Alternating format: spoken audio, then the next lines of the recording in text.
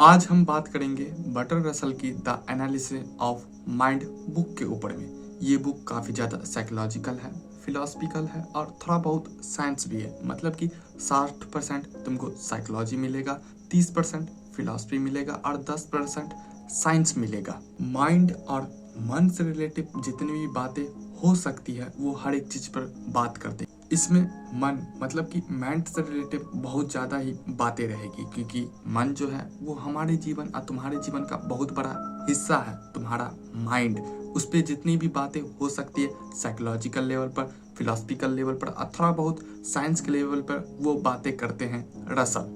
इस बुक पे total 15 chapter था, तो उसको हम समराइज करके 10 गो चैप्टर बनाए हैं, जो बहुत ही ज़्यादा इंपॉर्टेंट है और जरूरी चैप्टर सब हो सकता है। पहले चैप्टर में बात करेंगे कॉन्शियसनेस के ऊपर में, मतलब चेतना के ऊपर में। और चेतना क्या चीज होता है, वो कैसा होता है, जैसा धर्मगुरु सब तुमको बताया, चाहे जैसा लोग सब बताता है, क्या उसी तरीके का चेतना होता है कॉन्शियसनेस। और थोड़ा बहुत अचेतन मतलब अनकॉन्शियसनेस के बारे में भी बात करेंगे पहले भाग में। दूसरे में बात करेंगे हैबिट एंड इंस्टिंक्ट के बारे में, कि आदत कैसे बनती है, आदत कैसे तुम्हारे लाइफ पे और तुम्हारे माइंड पे इम्पैक्ट डालता है। तीसरे चैप्टर में बात करेंगे डिजायर के ऊपर में और इमोशन के बारे में, मतलब इच्छाएं और भावनाएं के बारे में। तीसरे चैप्टर में समझेंगे कि इच्छाएं कहाँ से आती है और मन पे ये कैसे काम करता है। और पांचवें चैप्टर में बात करेंगे माइंड एंड मैटर, मतलब मन और पदार्थ में क्या मेरा संबंध है, उसका कैसे रिश्ता बनता है, उस पर बात करेंगे कि शरीर और दिमाग का रिश्ता कैसे बनता है। छठे चैप्टर में बात करेंगे कि हम लोग दुनिया को कैसे देखते हैं और दुनिया को ऐसा कैसे समझ पाते हैं, उस पर बात करेंगे छठे चैप्टर में।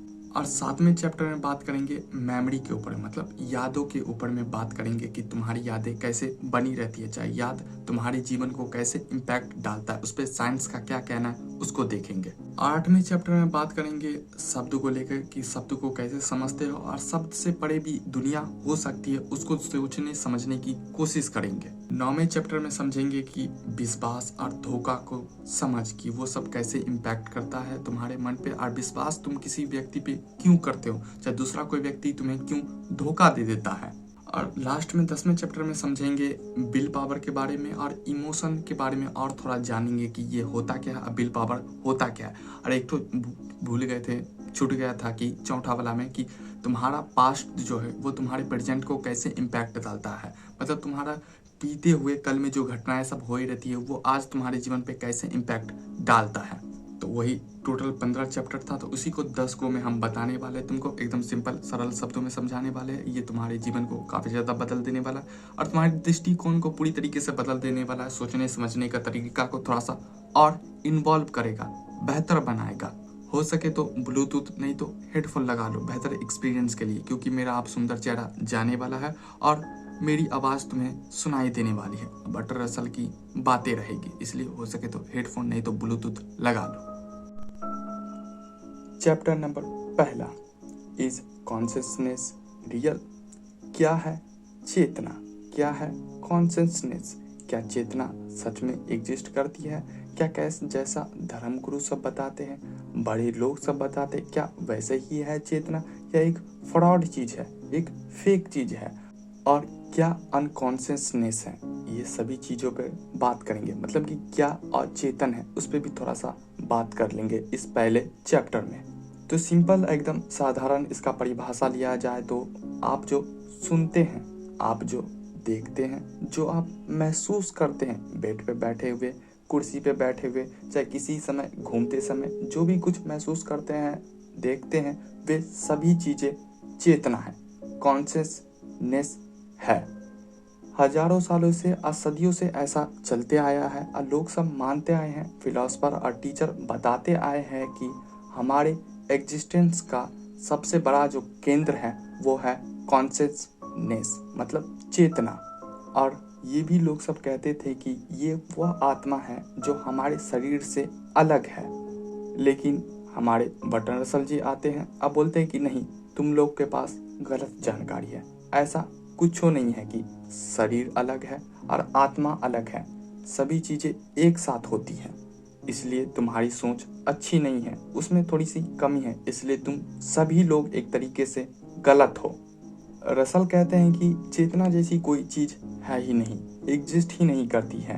क्योंकि चेतना कोई तत्व या पदार्थ नहीं है, चाहे मैटर नहीं है कि तुम उसे जाके देख लोगे, वो मैटर है ही नहीं, बल्कि चीज़ों को अनुभव करने का तरीका है, उसे ही चेतना कहते हैं। थोड़ा सा इसे एग्जाम्पल के साथ समझते तो आपको बेहतर तरीके से समझ में आएगा। जैसे कि आप किसी मॉल में गए हैं, वहाँ पे आप गए, कपड़ा खरीद सकते हैं, खा पी सकते हैं, घूम फिर सकते हैं, चाहे घर का कुछ सामान ले सकते हैं। अब वहाँ पे जाकर आप किसी एक व्यक्ति से पूछते हैं कि आप मुझे ये बताइए कि मॉल कहाँ है, तो जिससे आप पूछिएगा तो शायद वो आपको पागल भी समझ सकता है, क्योंकि आप मॉल के अंदर ही में हैं और वहाँ पे पूछ रहे हैं कि मॉल क्या है। जहाँ पे वे सभी चीज़ें मिलती है उसे ही मॉल बोला जाता है, जहाँ पे कपड़ा, खाना पीना और घर का सामान मिलता है, ना कि मॉल अलग चीज़ है और वो सब चीज़ अलग होगा, नहीं। तो हमारे रसल जी कहते हैं कि ठीक ऐसे ही हमारा माइंड, सेंसेस और इमेज से भरा है। मतलब हमारा दिमाग जो है बहुत सारी फोटो आर से, चित्र आर से और बहुत सारे इमोशन आर से, सेंसो आर के द्वारा तुम्हारा दिमाग भरा हुआ है। रसल के अनुसार चेतना, कॉन्शियसनेस जो है कोई अलग चीज़ नहीं है या कोई दिव्य शक्ति नहीं है, क्योंकि तुम्हें बहुत सारे लोग बोलेंगे कि चेतना तो बहुत ऊपर वाली चीज़ है, बहुत ही ज़्यादा सुप्रीम और मिस्टीरियस चीज़ है। लेकिन रसल कहती है कि ऐसी कोई चीज़ नहीं है, कोई दिव्य शक्ति नहीं है, कोई बड़ी बात नहीं है। रसल कहते हैं जो इन सब सेंसों को देख रही है, बल्कि इन सभी सेंसों को एक साथ एक जगह या एक जगह इकट्ठा हो जाती है, उसे ही चेतना कहते हैं। जैसे कि केला का आकार भी देख पाते हो, उसका रंग भी देख पाते हो, उसका शेप सब भी देख पाते हो कि कैसा आकार का है, साइज का है, स्वाद का है, तो बस उसे ही चेतना बोलते हैं। चेतना कोई अलग चीज़ नहीं है। रसल कहते हैं कि माइंड कोई बॉक्स नहीं है जिसमें सेंस रखी जाती है, मतलब एक्सपीरियंस सब रखी जाती है, चाहे इमोशन सब रखी जाती है, बल्कि माइंड खुद ही उन सेंसों को प्रवाह करता है। मतलब तुम्हारा दिमाग ही वो सभी चीज़ों को बनाता है, शेप को, आकार को, स्वाद को।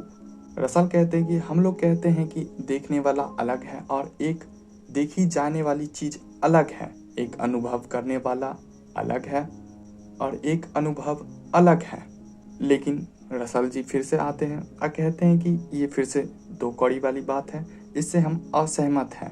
रसल कहते हैं कि वे दोनों चीज़ एक ही हैं, दोनों अलग नहीं हैं। देखे जाने वाला और जो तुम्हारा माइंड दिखाता है वो भी तुम ही हो और देखते भी तुम ही हो।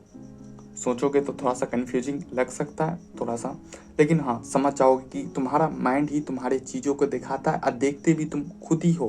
तुम ही चेतन व्यक्ति हो, तुम ही कॉन्शियस व्यक्ति हो, ना कि कोई दिखाने वाला अलग होगा चाहे देखने वाला अलग होगा, ऐसा कभी नहीं हो सकता।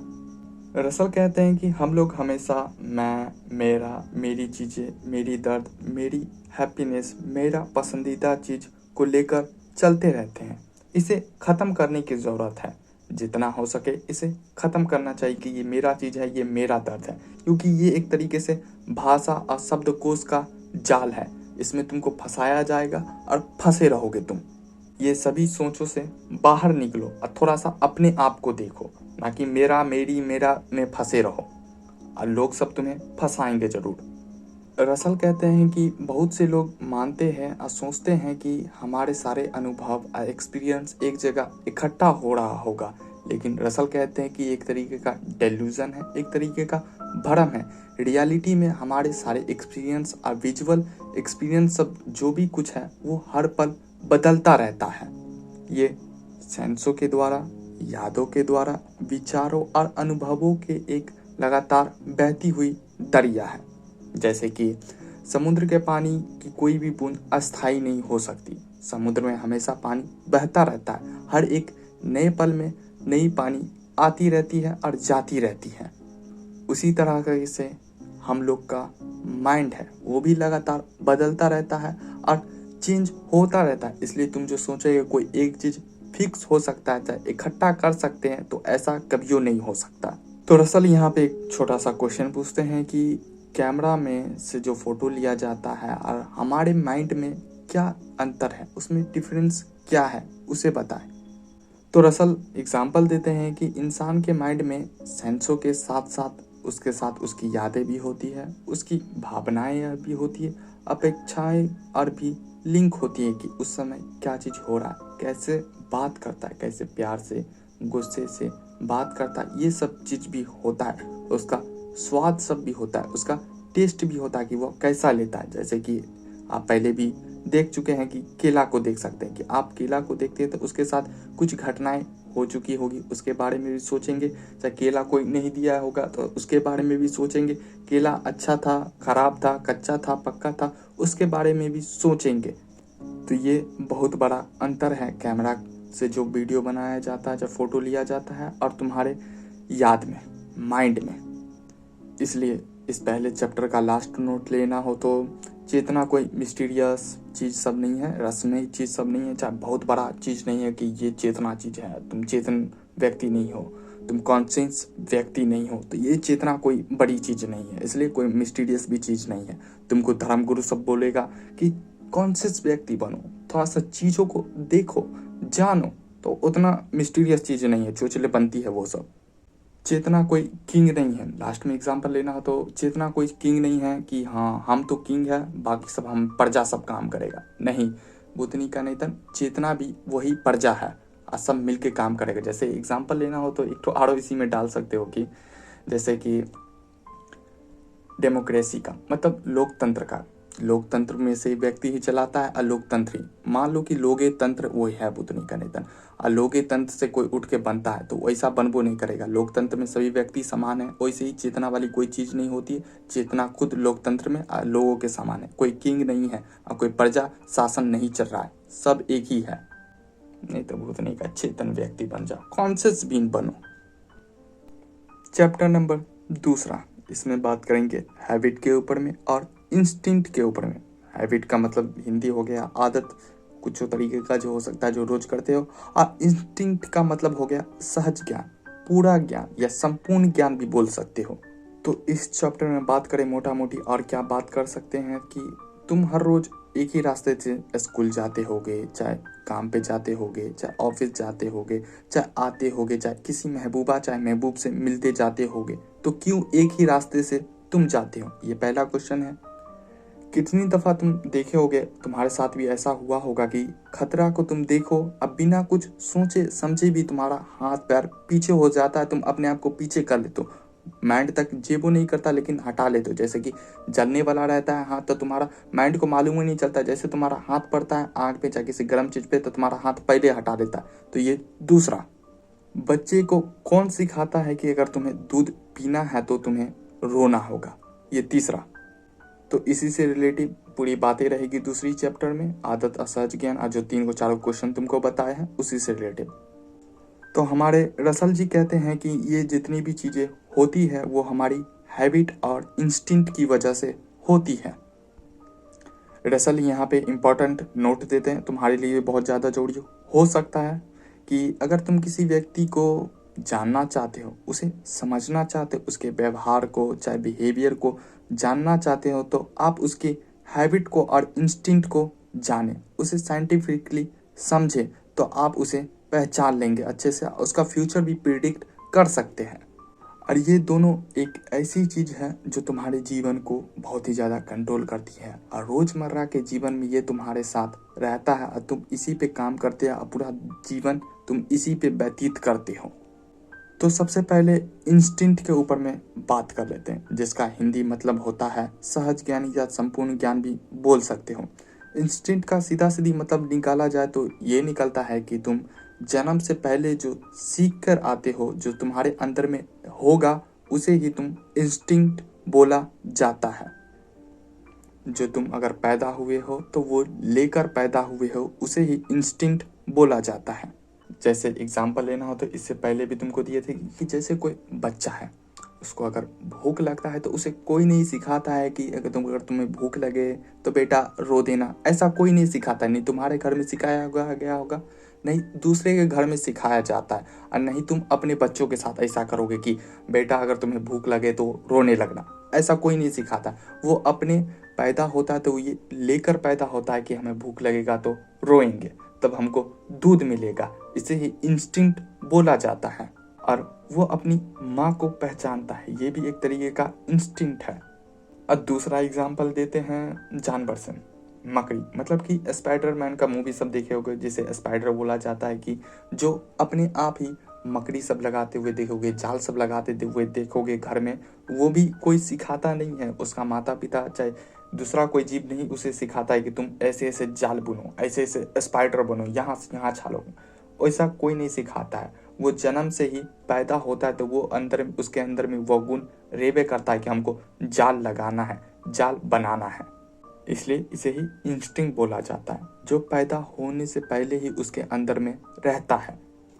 रसल कहते हैं कि यह व्यवहार हमारे शारीरिक बनावट और हमारे नर्वस सिस्टम के हिस्सा है, हमारे शरीर के हिस्से के कारण से होता है, जो तुम्हारा शरीर का शेप है, स्ट्रक्चर है, और नर्वस सिस्टम सब जो है, जो बायोलॉजिकल प्रोसेस सब जो है, उसके कारण ये होता है और तुम्हें जिंदा रखता है, तुम्हें जिंदा रहने का सर्वाइव कराता है कि तुमको सर्वाइव करना है, उसकी वजह से होता है। और अपनी नस्ल को, अपने जीव को, अपने शुक्राणु को दूसरे में ट्रांसफर कर कर उसे जीवित रखना, उसके कारण ये गुण तुम्हारे अंदर में रहता है।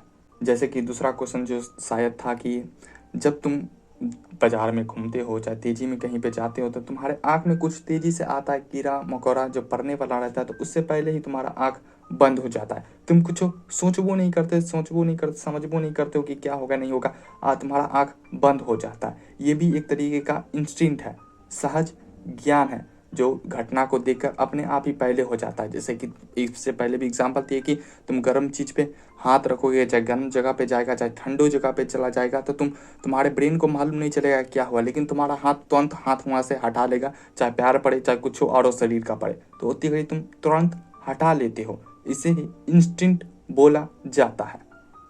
रसल कहते हैं कि बहुत सारी ऐसी कॉम्प्लेक्स चीज़ें सब जो होती है, जटिल व्यवहार सब होता है, बिहेवियर सब जो होता है, वो इंस्टिंक्ट पर आधारित होता है। जैसे कि प्यार, गुस्सा, डर, जिज्ञासा, घृणा, किसी से जेलसी होना, ये सभी भावनाएं पैदा होती है सहज ज्ञान, मतलब कि इंस्टिंक्ट के ही कारण तुम्हारे मन में पहले से ही जन्मा हुआ रहता है, बहुत ज़्यादा चांस है। और ये सभी चीज़ें हजारों सालों का विकास का नतीजा है, एवोल्यूशन के कारण ही ये तुम्हारे अंदर में पहले से है कि कौन सा जानवर से डरना है, नहीं डरना है, किसके करीब जाना है, नहीं जाना है, कैसे पार्टनर को चूज करना है, नहीं करना है, किस तरीके का लड़का का शेप चाहे लड़की का शेप तुमको आकर्षक लगेगा, कैसा कलर उसको आकर्षक लगेगा, ये सब चीज़ें तुम्हारे इवोल्यूशन के कारण ही आता है, इसे भी इंस्टिंक्ट बोला जाता है।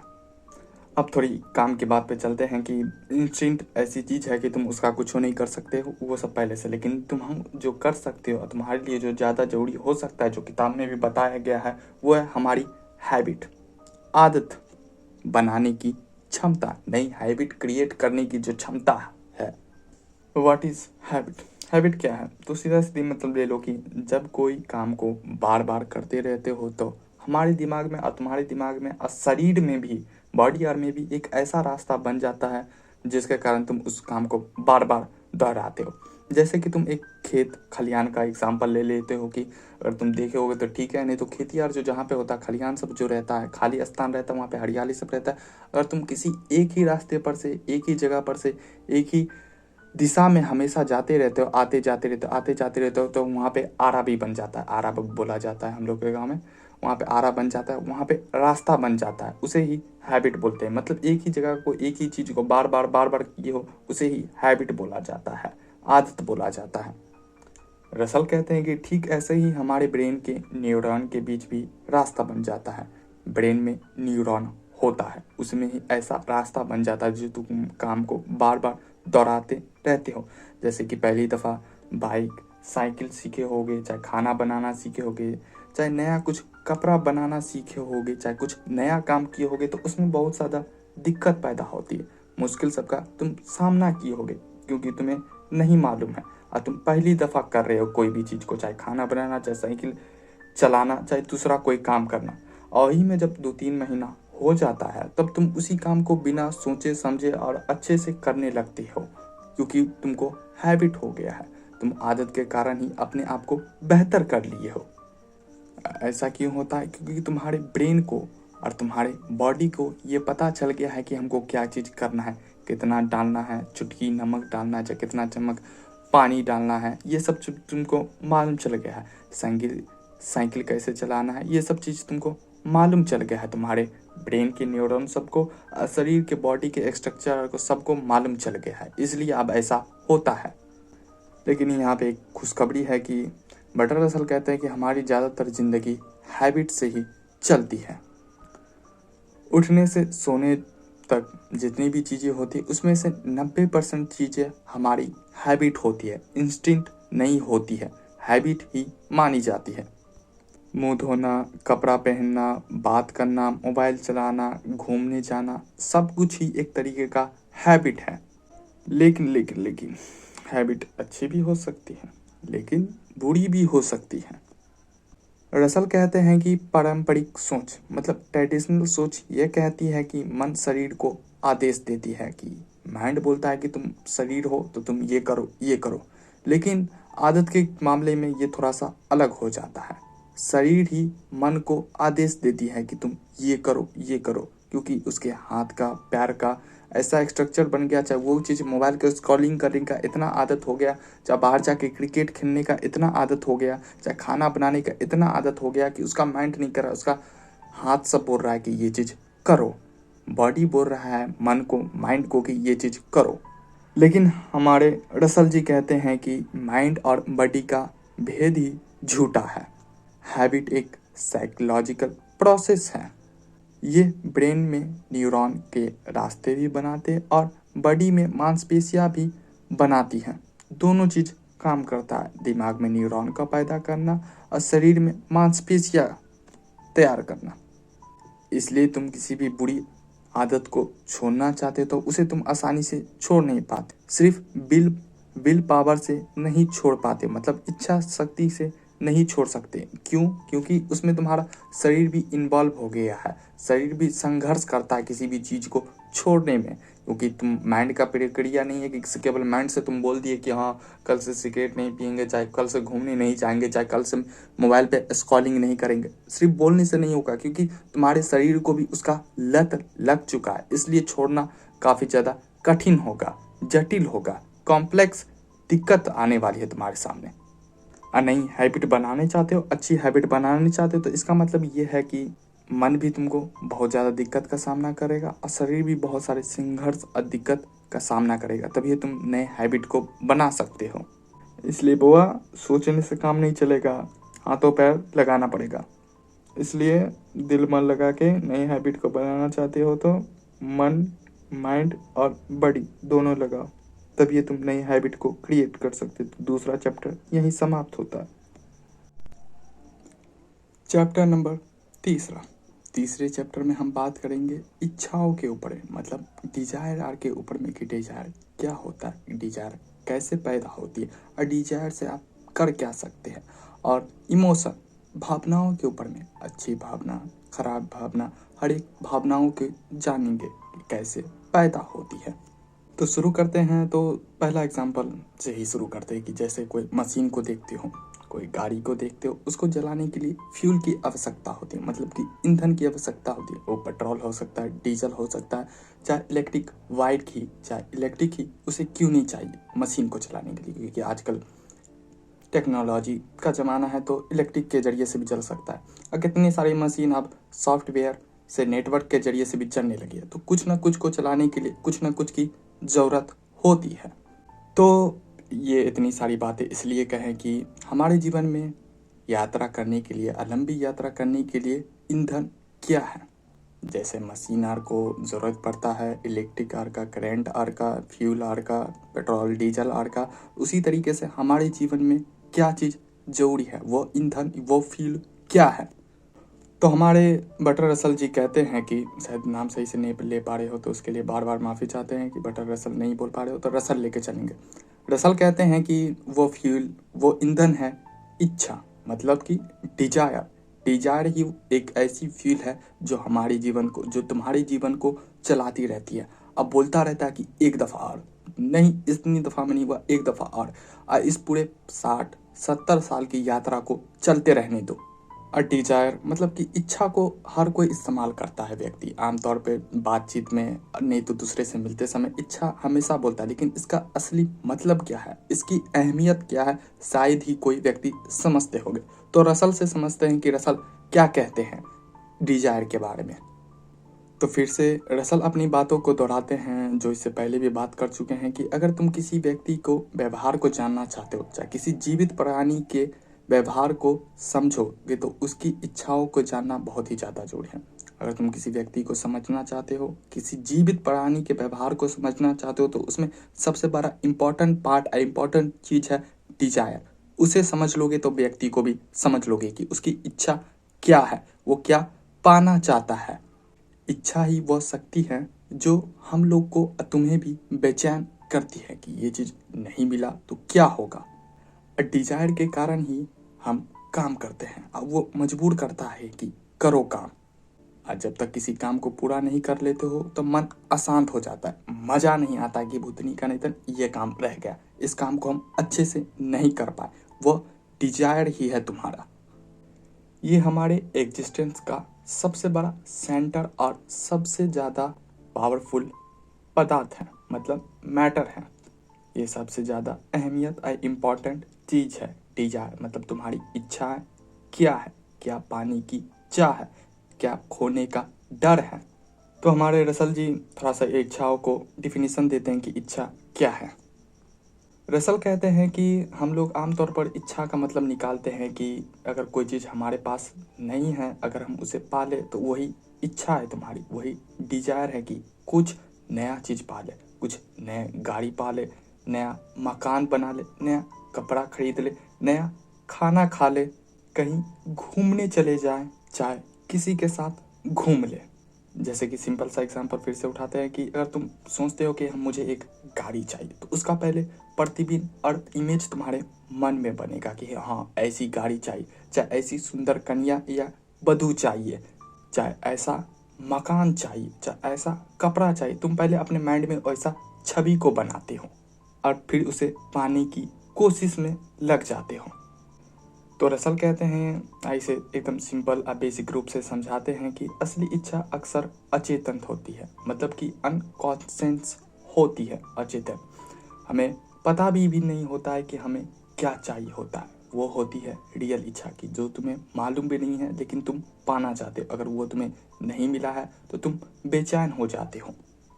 जैसे कोई व्यक्ति सड़क पर घूम रहा हो, इधर उधर जा रहा हो, फिर किसी दुकान पे चले जाके कुछ खा रहा हो, अब बैठ जाता हो और उसे मालूम भी नहीं है कि उसे क्या चाहिए। ये सबसे बड़ी डिजायर और इच्छा होती है। तो रसल कहते हैं कि इस डिजायर के पीछे और इस बेचैनी के पीछे कुछ ना पूरी हुई इच्छा है, जो तुम्हारे पास्ट में कुछ ऐसी इच्छाएं सब होगी, मनोकामनाएं सब होगी, डिजायर सब जो पाले हो गए, वैसा पूरा नहीं हुआ, उसी के कारण तुम आज बेचैन हो, सड़क पर घूम रहे हो। डिजायर उसे कहते हैं जो किसी भी चीज़ खास तरीके को पाना चाहते हो और उसे पा लेते हो, उसके बाद तुमको शांति मिलती है, पीस मिलता है, असंतुष्टि मिलता है कि हाँ ये चीज़ को हम पा ली, उसे भी इच्छा कहते हैं बटर रसल। अगर वह नतीजा नहीं मिला, अगर वो चीज़ नहीं मिला तो तुम चलते रहोगे, दौड़ते रहोगे सड़कों पे और तुम असंतुष्ट रहोगे, शांति तुमको नहीं मिलेगा। फिर से एग्जांपल देते हैं कि जंगल में मान लो कोई जानवर है जो बहुत ही भूखा है, वो घूम रहा है इधर उधर, कभी उधर जा रहा है कभी उधर जा रहा है, लेकिन उसको खाना नहीं मिल रहा, लेकिन उसको भोजन पाना, खाना पाना ही उसका रियल मकसद है, उसकी इच्छा है। भले ही उसको मालूम हो या ना हो कि उसकी इच्छा क्या है, मनोकामना क्या है, डिजायर उसकी क्या है, उसे नहीं मालूम है कि हमको क्या चाहिए, लेकिन उसको भूख लगा हुआ। जब वो खाना को पा लेता है, खाना खा लेता है, तो उसका मन शांत हो जाता है, संतुष्टि मिलता है, भले ही उसे ना ही मालूम रहे। अचेतन अनकॉन्शियस माइंड उसे ही भी बोला जाता है। इसे ही रियल डिजायर बोलते हैं, जो तुम्हें मालूम भी नहीं होगा कि तुम्हारी इच्छा क्या है। हमारी भावनाएं जैसे कि खुशी, डर, गुस्सा, दुख, घृणा, जेलसी, ये सब कहाँ से आती है? तो रसल कहते हैं कि हमारी ज़्यादातर भावनाएं हमारी डिजायर से संबंधित होती है, उससे रिलेटिव होती है। जब हमारी कोई इच्छा पूरी होने की संभावना होती है तो हमें खुशी या उत्साह महसूस होता है, अच्छा लगता है कि हाँ ये डिजायर मेरी पूरी होने वाली है। जब हमारी कोई इच्छा पूरी नहीं हो जाती है तो हमें असंतुष्टि मिलती है, दुख होता है, डर लगता है कि अगर ये इच्छा पूरा ना हुए तब क्या होगा। इसे समझाने के लिए एक फिर से एग्जांपल देते हैं कि परीक्षा की अगर तुम तैयारी कर रहे हो कि टॉप करेंगे, तुम अच्छे से पढ़ाई लिखाई भी कर रहे हो और तुम सोचो कि हम पास हो गए और टॉप भी कर गए हो, लेकिन फिर से सोचो कि दूसरा परिस्थिति कि तुम फिर से परीक्षा की तैयारी किए और तुम टॉप नहीं किए, फर्स्ट कर दिए, बस इतने हैं, तो तुम थोड़ा सा सैड हो गए। पहले वाले में बहुत खुश हो गए, उत्साह हो गए, बाप रे बाप मेरी मनोकामनाएं पूरी होगी, इच्छा पूरी हो गई, डिजायर पूरा हो गया। दूसरा वाला में थोड़ा सैड हो जाओगे कि हाँ नहीं हुआ, ठीक है। और तीसरा केस इसी में लो कि तुम फिर से परीक्षा की तैयारी किए, पढ़े उड़े और फिर तुम्हारा पूरा नहीं हुआ, नहीं तुम टॉप किए, नहीं तुम पास हुए, फेल हो गए, तब तुम्हें गुस्सा आएगा, तब तुम्हें भूतनी का नहीं गलियाओगे अपने आप को कि हम इतना पढ़े, चाहे इतना और पढ़ लेते तो अच्छा हो जाता। तो यहाँ पे रसल कहना चाहते हैं कि हमारी इच्छाएं, डिजायर कितनी अलग अलग भावनाओं से संबंधित है। मतलब एक ही डिजायर है कि एक चीज़ एक्स पाना, लेकिन अगर वो पूरा ना हो, वो अलग अलग केस में अलग अलग चीज़ हो जाए, तो तुम्हारी इमोशन कितना बदलता रहेगा, कितने अलग अलग रूपों में बट जाता है। इच्छाएं के कारण दुख सुख या सेम रहते हो, चाहे समान रहते हो। दरअसल यहाँ पे इम्पोर्टेंट पॉइंट बताते हैं कि नोट कर लेना तुम भी कि हम अपनी भावनाओं को पहचान जाते हैं कि ये मेरी भावना है, डर की, खुशी की, चाहे उदास की, लेकिन उसके पीछे वजह क्या है वो नहीं जान पाते कि हम दुखी क्यों हैं, चाहे खुश क्यों हैं, चाहे हम शांत ही क्यों हैं। उसके पीछे जो इच्छा जो छुपी होगी, जो नहीं पूरा हुआ होगा, उसे नहीं तुम पता लगा पाते हो, लेकिन तुम दुखी हो, सैड हो, ये सब पता लगा लेते हो।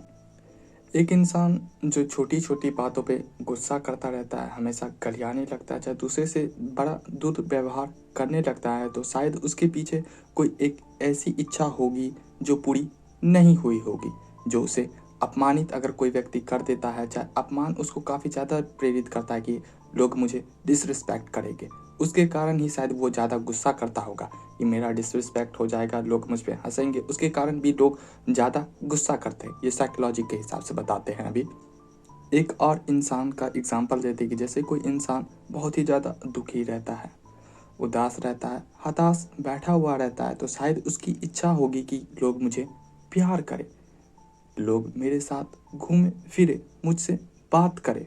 ये एक ऐसी इच्छा होगी जो उसका पूरा नहीं हो पाया होगा, इसलिए वो उदास बैठा रहता है।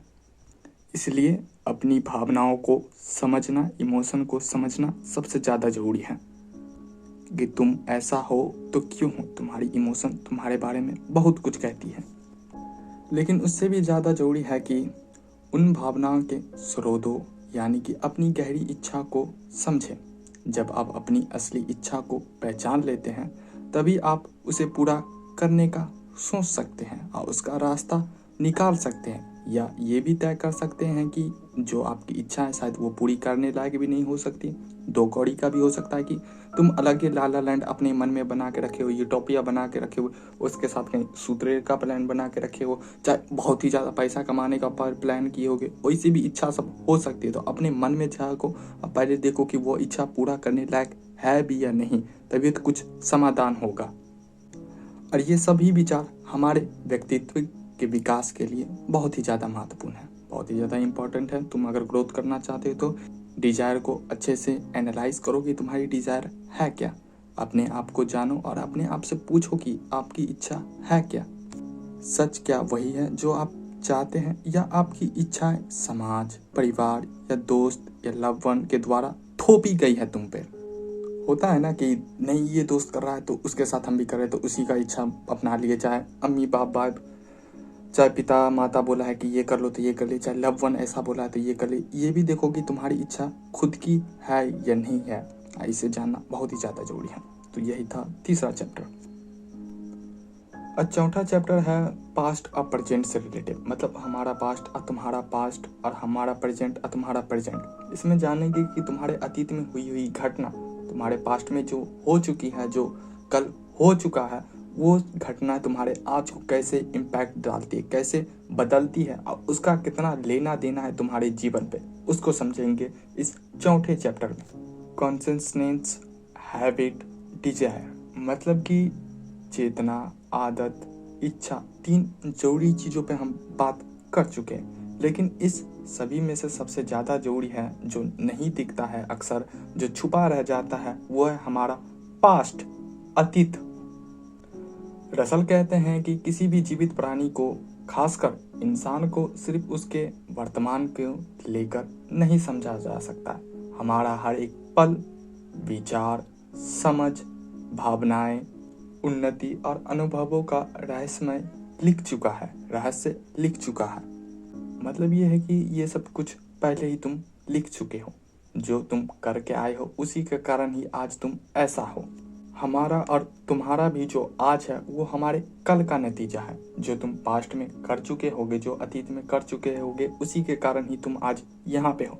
अच्छा किए होगे तब अच्छा जीवन भी जी रहे होगे, और खराब डिसीजन सब लिए होगे, उसी के कारण ही तुम यहाँ पे होगे। इसलिए बोलते हैं कि पास्ट को नहीं इग्नोर कर सकते। चेतना, आदत, इच्छाओं पे ये 3 जरूरी चीज़ तो है, लेकिन अगर किसी का प्रेजेंट को, किसी को लाइफ को जानना है तो सबसे ज़्यादा जुड़े है कि उसके पास्ट में हुई ही घटना को जाने कि वो पास्ट में कैसा था, उसका अतीत कैसा है। रसल के लिए ये समझने कि पास्ट हमारा प्रेजेंट को कैसे आकार देता है, माइंड के एनालिसिस में सबसे ज़्यादा क्रिएट करती है। सबसे पहले हमें ये समझना होगा कि अतीत हम पर असर कैसे डालती है, पास्ट में हुई घटना कैसे आज पर इम्पैक्ट डालती है। इसका सबसे सरल रूप हमारी आदत है। मतलब जो तुम्हारी आदत होगी उसके हिसाब से, जिसके बारे में हम पीछे बात कर चुके हैं, जाके जान सकते हो। जैसे कोई साइकिल सिखाना सीखे होगे तो शुरू में कुछ अच्छा नहीं हुआ होगा, उसके बाद तुमको अभ्यास हो गया होगा, उसके बाद तुम सीख चुके होगे। इसी के कारण ही तुम आज के समय में अच्छा चला पा रहे हो। पास्ट में तुम अच्छा नहीं थे, प्रेजेंट में अच्छा हो। तुम्हारा अतीत में तुम सीखे हो, प्रेजेंट में इसलिए तुम चला पा रहे हो। पास्ट में तुम खाना बनाना सीखे हो, इसलिए तुम प्रेजेंट में बना पा रहे हो। यह हैबिट। और ये किसके कारण होता है? ये तुम्हारे मेमोरी के कारण होता है कि मेमोरी में तुम्हारे पास होगा, जमा हो गया है कि इस तरीके से ये चीज़ काम करता है। लेकिन रसल कहते हैं कि यादें यानी मेमोरी सिर्फ चेतन यादों तक सीमित नहीं है, हमारा शरीर भी याद रखता है। जैसे कोई व्यक्ति डांस करना सीखता है, शुरू में मुश्किल होता है, मुश्किल मूव उसे नहीं याद रहता है। लेकिन बहुत सारे ऐसे डांसर भी होते हैं, उसे मुश्किल मूव नहीं याद रहता, लेकिन फिर भी उसका बॉडी अपने आप ही उस तरीके से डांस करने लगता है जो उसे याद भी नहीं होता। तुम साइकिल चलाना सीख रहे हो, जा रहे हो, किसी से बात कर रहे हो, तो उस समय तुमको याद भी नहीं है, लेकिन तुम्हारा साइकिल चल रहा है, तो ये मेमोरी का हिस्सा नहीं है, फिर भी काम करता है। ये एक तरीके का शरीर मतलब बॉडी का स्मृति है, मेमोरी है। जो तुम्हारा शारीरिक बॉडी जो है पूरी तरीके से चीज़ों को सीखा, तुम्हारा माइंड वहाँ पे है नहीं है उतना फर्क नहीं पड़ता, लेकिन तुम्हारा शरीर अपने आप काम कर रहा है, अपने आप ही खाना बना रहा है, अपने आप ही साइकिल चला रहा है, अपने आप ही नाच कर रहे हो, डांस कर रहे हो। रसल इसे नॉमिक कॉजेशन कहते हैं, एक ऐसी कार्य करने की श्रृंखला जहां अतीत का कोई घटना बिना किसी मध्य के सीधे वर्तमान की घटना को प्रभावित करती है। ये सिर्फ साइकोलॉजिकल रूप से नहीं होती बल्कि फिजियोलॉजिकल भी होती है। अब बात करते हैं यादों के ऊपर, मतलब स्मृति, मेमोरी के ऊपर में। आमतौर पर हम याद करना को कहते हैं कि किसी भी गुजरी हुई घटना को अपने माइंड में दोहराना, उसे ही मेमोरी कहते हैं। ये कैसे काम करता है?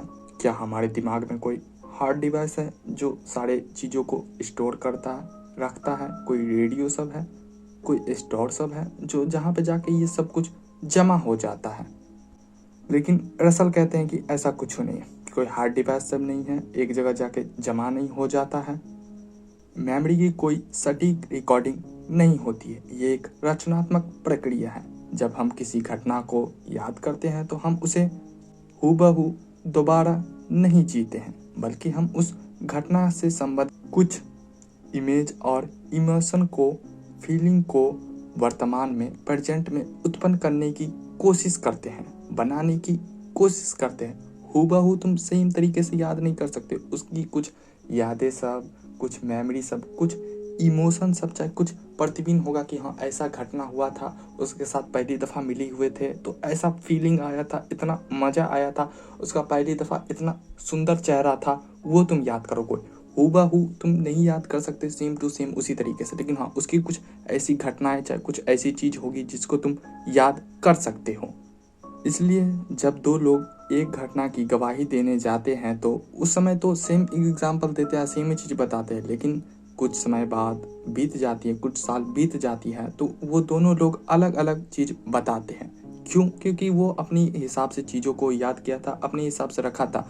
वो कहानी को वो बार बार जैसे बताया होगा तो इसलिए उसको उसी तरीके से याद होगा, और दूसरा व्यक्ति को दूसरे तरीके से याद होगा क्योंकि वो बार बार दूसरी कहानी सुनाता होगा और उसकी इच्छाएं सब, मनोकामनाएं सब दूसरी होगी और उसके लिए कुछ और चीज़ इम्पॉर्टेंट होगा, इसलिए वो मेमोरी को वो याद किए होगा और तुम नहीं। लेकिन दोनों सही है, दोनों अपनी जगह पर सही है और दोनों सही चीज़ बता रहे हैं।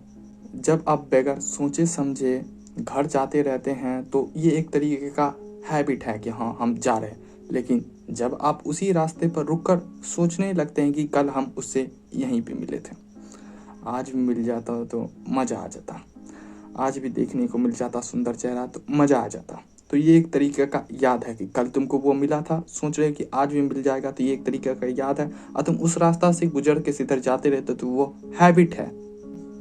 यादों में एक पास्ट के होने का फीलिंग होता है जिसे फीलिंग ऑफ पास्टनेसनेस कहलाता है, जो तुम्हें लिंक करता है और तुम फिर उसे उस घटना को याद करते हो। और इसी तरीके की फीलिंग ही कल्पना को रियलिटी से अलग बनाती है। जब आप किसी ड्रैगन की कल्पना करते हैं तो आपको पता होता है कि यह असली नहीं है, लेकिन जब आप अपने बचपन के दोस्त को याद करते हैं तो आपको पता होता है कि सच में हुआ था, उसके साथ हम वो घूमे थे, उसके साथ अच्छा काम भी किए थे और बहुत घटिया भी काम किए थे, वो नहीं करे तो अच्छा रहेगा। ये पास्ट में होने का फीलिंग ही माइंड के सबसे मिस्टीरियस चीज में से एक पहलू है जो ज़्यादा लोगों को नहीं पता है। हमारा पास्ट में जो घटनाएं सब जो होती है वो सिर्फ हमारी यादों तक नहीं सीमित है, हमारी मेमोरी तक सीमित नहीं है। ये तुम्हारी हमारी पसंद को भी बहुत ही ज़्यादा इम्पैक्ट डालता है कि तुम्हें क्या पसंद होगा, नहीं पसंद होगा, तुम्हारा डर क्या है, तुम्हारा विश्वास किस पे करना है, नहीं करना है, ये सब कुछ भी पास्ट से बनकर आता है। पास्ट में वो व्यक्ति मेरे साथ अच्छा किया था तो उसके साथ ऐसा करेंगे, चाहे काले रंग का व्यक्ति ऐसा किया था मेरे साथ तो उसके साथ ऐसा करेंगे, चाहे कोई कुत्ता था जो मुझ पे भौंका था, काट लिया था, तो ये भी सब अतीत से बहुत ज़्यादा आता है। अगर ब्रेक हो गया होगा तो तुम दूर भागते होगे लड़की सबसे, तो ये सब बहुत बड़ा इम्पैक्ट डालता है तुम्हारे दिमाग पे कि हाँ पास्ट में पसंद नापसंद, अच्छा गिरना, विश्वास करना है नहीं करना है, डर कमजोरी, ये सब कुछ पर इम्पैक्ट डालता है तुम्हारा पास्ट। इसलिए लास्ट नोट लेना हो इस चैप्टर से तो ये ले सकते हो कि पास्ट में हुई घटना को देखो, जानो, उसे समझो, हो सके तो थेरेपिस्ट के पास जाओ, जानो, एनालाइज करो अपने विचारों को कि हाँ कोई चीज़ क्यों पसंद है, नहीं पसंद है, डरते क्यों हो, क्या चीज़ हो गया। तो इससे तुम्हारा भविष्य, फ्यूचर जो है, आने वाला जो कल है वो बेहतर हो सकता है, अब बेहतर तुम कर सकते हो। अब बात कर लेते हैं चैप्टर नंबर 5 के ऊपर में, जिसमें बात करेंगे माइंड और मैटर के ऊपर में कि इन दोनों का मिस्ट्री क्या है, क्या ये दोनों चीज़ अलग है, क्या माइंड अलग चीज़ है और हमारा तुम्हारा शरीर अलग है, या दोनों सेम ही चीज़ है। रसल कहते हैं कि हजारों सालों से, सदियों से फिलोसफर सब और टीचर सब सबसे ज़्यादा जरूरी चीज़ पर जो बात करते रहे हैं और करते आए हैं और करते रहेंगे कि क्या माइंड और मैटर अलग चीज़ है या सेम है। माइंड एंड मैटर का रिलेशनशिप क्या है, क्या माइंड ही मैटर है पूरी तरीके से या मैटर ही पूरी तरीके से माइंड है। अगर मन ही पदार्थ है तो एक गैर भौतिक मन एक भौतिक शरीर को कैसे नियंत्रित कर सकता है, कैसे कंट्रोल कर सकता है। एक तो भूतनी का नितन सोचने वाला चीज़ है, समझने वाला चीज़ है, दिमाग हो गया, और एक तो पूरा शरीर है, तुम्हारा बॉडी है, तो वो कैसे एक दूसरे को कंट्रोल कर सकता है, नियंत्रित कर सकता है, या फिर सब कुछ सिर्फ मैटर है और मन दिमाग का हिस्सा है एकमात्र, या फिर क्या सब कुछ मन है और पदार्थ सिर्फ एक डेल्यूजन है, भ्रम है। बहुत कुछ बोल दिए हैं तो धीरे धीरे समझते हैं। तो हमारे रसल जी आते हैं, बैठते हैं और एकदम सुंदर शब्द एक ठो बोलते हैं कि क्या तुम ये सब बकवास लगा के रख दिए बुद्धनी का, नहीं तो क्या ये है मैन मैटर है, मैटर मैट है, कुछ लगा के रख दिया, कुछ बकवास कर रहे, हम तुमको समझाते, थोड़ा समझो। तो रसल जी एक नया रास्ता देते हैं कि जिसमें कहते हैं कि माइंड और मैटर अलग अलग चीज़ नहीं है। पहला नोट करो कि माइंड और मैटर अलग चीज़ नहीं है, मतलब कि पदार्थ और मन दोनों अलग चीज़ नहीं है, दोनों सेम ही है, बल्कि वो एक दूसरे के मूल का सामग्री है। दो अलग अलग तरह के चीज़ एक साथ रुके हुए हैं, ऑर्गेनाइज्ड फॉर्म में हैं। इसे सिंपल तरीके से समझना हो तो आप कल्पना कीजिए कि आपके पास बहुत ज़्यादा ही दूध है, मतलब बहुत ही ज़्यादा दूध है, इतना दूध है कि बहुत कुछ कर सकते हैं। तो एक दफ़ा आप दूध से मिठाई भी बना सकते हैं, दूध से चाय भी बना सकते हैं, दूध से खीर भी बना सकते हैं, दूध से सेवई भी बना सकते हैं, दूध से पनीर भी बना सकते हैं। मतलब ये है कि दूध से कितनी सारी चीज़ें बन सकती हैं। अब वो चीज़ सबका स्वाद भी दूध से काफ़ी ज़्यादा अलग हो सकता है, लेकिन उसके मूल में जो है, जो उसके बेस में जो है, वो दूध बहुत ही ज़्यादा ज़रूरी है। तो रसल कहते हैं कि दुनिया की असलियत भी कुछ इसी तरीके की है। दुनिया का मूल सामग्री एक ऐसी चीज़ से बनी है जो ना ही कि अपने आप में पूरी तरीके से मानसिक है और ना ही पूरी तरीके से भौतिक है। मतलब ना ही मेंटली रूप से बोल सकते हो कि ये बनी होगी दुनिया, ना ही फिजिकल फॉर्म से ये दुनिया बनी है।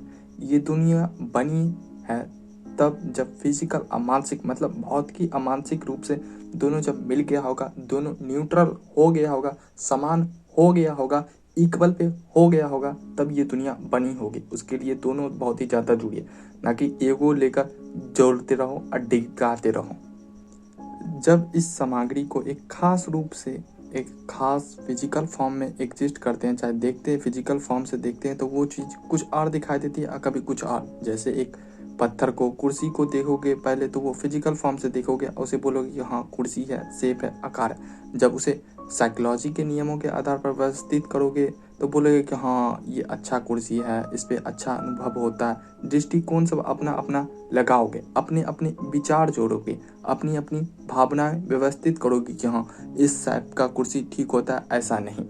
फिजिकल फॉर्म अलग है और साइकोलॉजिकल फॉर्म अलग है, बस देखने का नज़रिया बदल गया है कि तुम किस नज़र से देख रहे हो।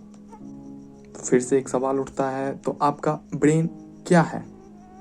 जब आपका कोई ब्रेन देखता है न्यूरोसर्जन, तो उस ब्रेन को देखते ही कहेगा कि एक तरीके का मैटर है, मैटर के रूप में देखेगा, जिसमें न्यूरॉन, सेरोटोनिन, केमिकल सब देखेगा, डोपामिन सब देखेगा, एमिगडाला सब देखेगा। ये देखेगा अगर कोई न्यूरोसर्जन देखता है तो ये उस मूल सामग्री का फिजिकल रूप है। लेकिन जब आप खुद अपने विचारों को और भावनाओं को अनुभव करते हैं तो आप उसी मूल सामग्री को उसके मानसिक संगठन में अनुभव करते रहते हैं। तो आपका विचार और आपका दिमाग का न्यूरॉन दो अलग अलग दुनिया की चीज़ें नहीं हैं, वे एक ही घटना के दो पहलू हैं जो अलग अलग दृष्टिकोण से देखने पर अलग अलग नतीजा देता है। एक बाहरी वैज्ञानिक दृष्टिकोण देता, साइंटिफिक टेम्परामेंट देता है। मन को शरीर को प्रभावित करने की जरूरत नहीं है। क्यों? क्योंकि वे एक ही चित्र के दो पहलू हैं। जब आप कोई विचार सोचते हैं तो मानसिक घटना तो होती है, उसके साथ साथ आपके दिमाग में एक न्यूरॉन फीलिंग दौड़ती है, बहुत की गति होती है, क्योंकि ये दोनों एक ही मूल के घटना है, पहलू है। एक ही नज़र से दो चीज़ देखी जा सकती है। जब आप किसी दिमाग में किसी चीज़ के बारे में सोचेंगे तो दो चीज़ होता है। ये विचार हमारे देखने के तरीके को पूरी तरीके से बदल देता है। इसका मतलब ये है कि जिस सेंसेशन को हम मानसिक कहते हैं, जैसे काले रंग को देखना, वह उस मूल सामग्री का ही एक हिस्सा है, और जब वही सेंसेशन को एक खास पैटर्न में इकट्ठा होती है तो एक फिजिकल ऑब्जेक्ट जैसे एक किला का निर्माण करती है। तो दुनिया की सबसे बुनियादी चीज़ क्या है? सेंसेशन, इमेज, जिसका हिंदी है संवेदनाएं और छवि। यही वह दूध है, या परमाणु ही बोल सकते हो, जिससे माइंड और मैटर दोनों की दुनिया बनी है। जब आप केला को देखते हैं तो आप सीधा केला नामक वस्तु को नहीं देखते हैं, आप पीले रंग का सेंसेशन देखते हैं, गोल आकार देखते हैं, चाहे लंबा आकार देखते हैं, वो भी महसूस करते हैं, उसका स्वाद भी महसूस करते हैं, उसके साथ हुई हुई घटना भी महसूस करते हैं। इन सेंसेशन का वह संग्रह ही आपके व्यक्तिगत अनुभव का हिस्सा है, आपका मानसिक अनुभव है और उन्हीं सेंसेशनों का वह संग्रह है जो फिजिकल रूल के अनुसार अंतरिक्ष समय में जो मौजूद है। रसल कहते हैं कि दुनिया में कोई मौलिक विभाजन नहीं है जिसे हम निर्जीव पदार्थ कहते हैं, नॉन मैटर, यूं जिसे हम लोग निजी पदार्थ कहते हैं, जैसे मरा हुआ पदार्थ नॉन मैटर भी कह सकते हैं। उसके अंदर भी शायद कुछ सेंसेशन हो जो हमें दिखाई नहीं देता हो, चाहे हम उसे महसूस नहीं कर पा रहे हो कि पेन के अंदर में शायद भी कुछ जान हो, उसके अंदर में भी शायद कुछ सेंसेशन हो, लेकिन हम उसे महसूस नहीं कर पा रहे होंगे। क्योंकि हमारे पास जानने का तरीके नहीं है, उपलब्धि नहीं है, उपकरण सब, जिसके कारण से हम जान पाए कि पेन के अंदर में भी सेंसेशन हो सकता है, उसे भी जीवित पदार्थ शायद कह सकते हैं। इसलिए हम किसी भी पदार्थ को निर्जीव पदार्थ नहीं कह सकते हैं। और ये विचार हमें दुनिया के प्रति ज़्यादा ही एकांत और एकजुट करने का मौका देती हैं कि दुनिया में अलग कोई भी चीज़ नहीं है, सब सेम है, सब अच्छे हैं, सब में जान है, सबको एक ही नज़र से देखो, किसी को ग्रुप में बांटने की ज़रूरत नहीं है। तो लास्ट में इस चैप्टर का सार लेना हो तो यहाँ पे कहते हैं रसल कि हमारी दुनिया न ही पूरी तरीके से भौतिक है, फिजिकल मतलब, और ना ही पूरी तरीके से मानसिक, मेंटल रूप से बोल सकते हो, माइंड के रूप से, बल्कि दोनों मिली हुई है, दोनों एक साथ है, इसलिए हमारा एग्जिस्टेंस है, इसलिए हम यहाँ पर है, हमारा अस्तित्व है। दोनों अलग अलग रहेगा तो हम एग्जिस्ट नहीं कर सकते, इसलिए दोनों अलग अलग चीज़ नहीं, दोनों सेम में चीज़ है और दोनों एक साथ रहना बहुत ही ज़्यादा जरूरी है। चैप्टर नंबर 6, छठे चैप्टर में हम बात करेंगे कि दुनिया को कैसे देखते हैं और हम दुनिया को किस नज़रिए से देखते हैं कि दुनिया कैसी है। इससे पीछे अध्याय में हम जान चुके हैं कि दुनिया जिस बेसिक सामग्री से, चीज़ से जो बनी है, वो चीज़ है सेंसेशन, जिसे हिंदी में संवेदना कहते हैं। तो अब सवाल उठता है कि सेंसेशन ग्रहण कैसे करते, उसे कैसे हम समझते हैं कि ये सेंसेशन है। यह प्रक्रिया जिसे हम परसेप्शन मतलब हिंदी में प्रत्यक्ष कहते हैं, ये हमारे और बाहरी दुनिया के बीच एक पुल है। हमारी अपनी आंखों से देखते हैं, कानों से सुनते हैं, त्वचा से महसूस करते हैं। ये सब चीज़ें बहुत ही ज़्यादा सरल और सिंपल लगेगा कि हाँ ऐसे ही तो हम दुनिया को देखते हैं, सुन लेते हैं, देख लेते हैं, समझ लेते हैं, महसूस कर लेते हैं। आँख खोलते हैं तो सामने वाला चीज़ आ जाता है नज़र में, मोबाइल आ जाता है, कुर्सी आ जाता है, बेड आ जाता है, गाड़ी आ जाता है, कोई आवाज़ आपको देता है तो आप सुन लेते कि हाँ सामने वाला व्यक्ति क्या बोला, अच्छा बोला, खराब बोला, चाहे आपको फीलिंग कुछ होता है तो आप वो भी समझ लेते हैं। लेकिन हमारे रसल जी कहते हैं कि ये क्रिया जो होती है ये बहुत ही ज़्यादा सिंपल असाधारण नहीं है, ये बहुत ही ज़्यादा जटिल है, जो तुम्हें दिखने में एकदम सिंपल लग रहा है और ये सब तुम्हें धोखा भी दे सकती है बहुत ही ज़्यादा आसानी से। तो हमारे रसल जी सबसे पहले स्टार्ट करते हैं बात सेंसेशन और परसेप्शन पे।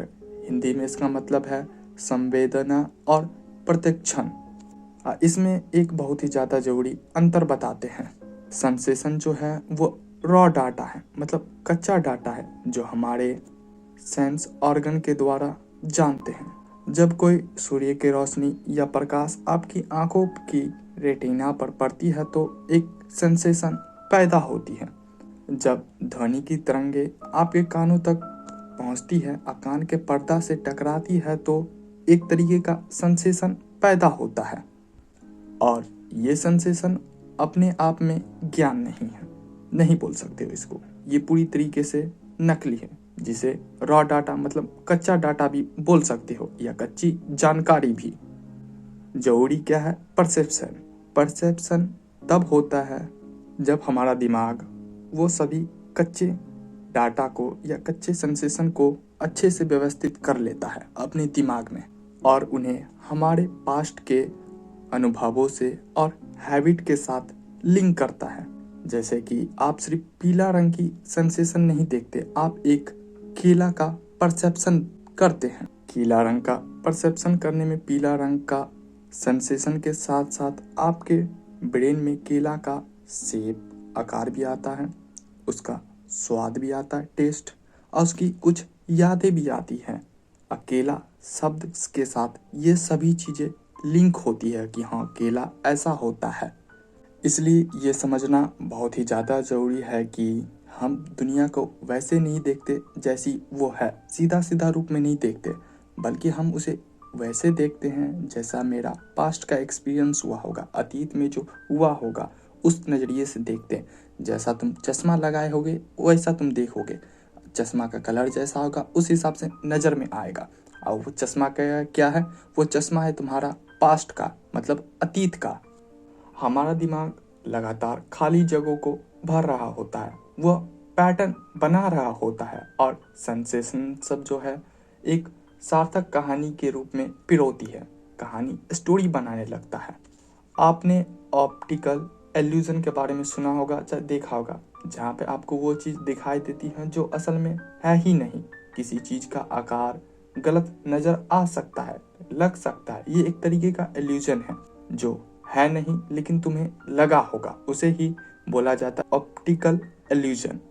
हमारा परसेप्शन कितना बिलीवेबल हो सकता है हमारे ब्रेन के कुछ नियमों और शॉर्टकट के आधार पर काम करता है, और कभी कभी ये शॉर्टकट हमें गलत नतीजे पर पहुंचा सकता है। एग्जाम्पल के लिए समझ सकते हो कि जब आप किसी व्यक्ति को दूर से देखते हैं तो वो तुम्हें छोटा नज़र में आता है, रेटिना पे वो छोटा नज़र में आता है, उसकी छवि जो है, उसका फोटो जो है छोटा बनता है।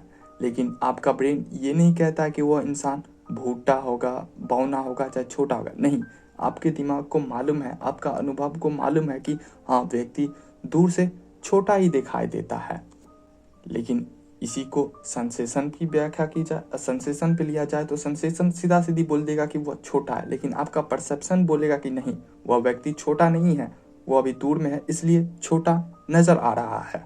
रसल कहते हैं कि इस प्रक्रिया को और गहराई से समझाते हैं। अब वो कहते हैं कि जब हम किसी भौतिक वस्तु को जैसे कुर्सी को देखते हैं तो हम असल में कुर्सी को नहीं देखते हैं।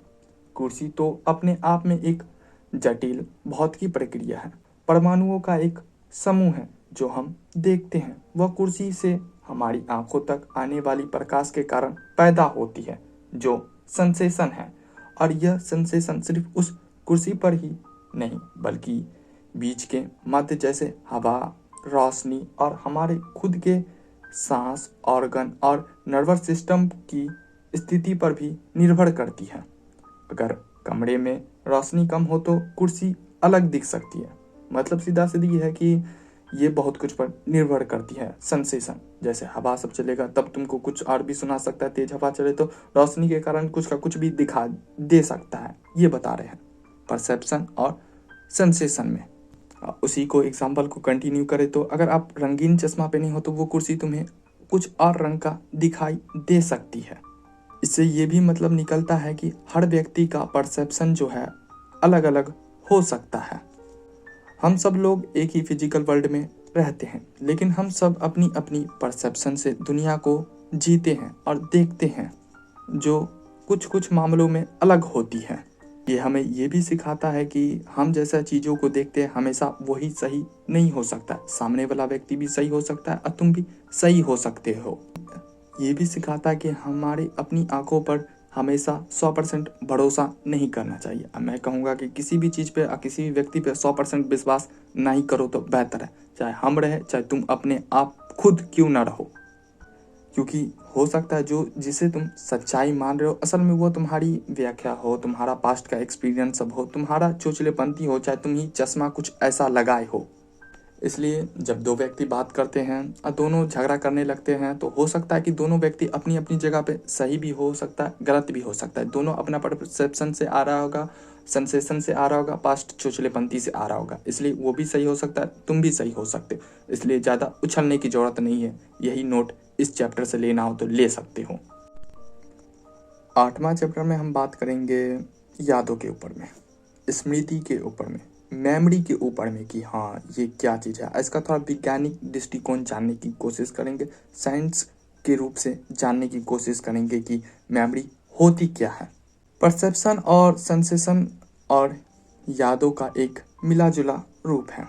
हम दुनिया को वैसे नहीं देखते हैं जैसी वो है, बल्कि वैसे देखते हैं जैसा हमारा माइंड उसे हमारी यादों के आधार पर बनाता है। इससे ये सवाल और भी ज़रूरी हो जाता है कि आखिरकार ये यादें क्या है, मेमोरी क्या है। हम अपने बचपन की किसी घटना को कैसे याद कर पाते हैं?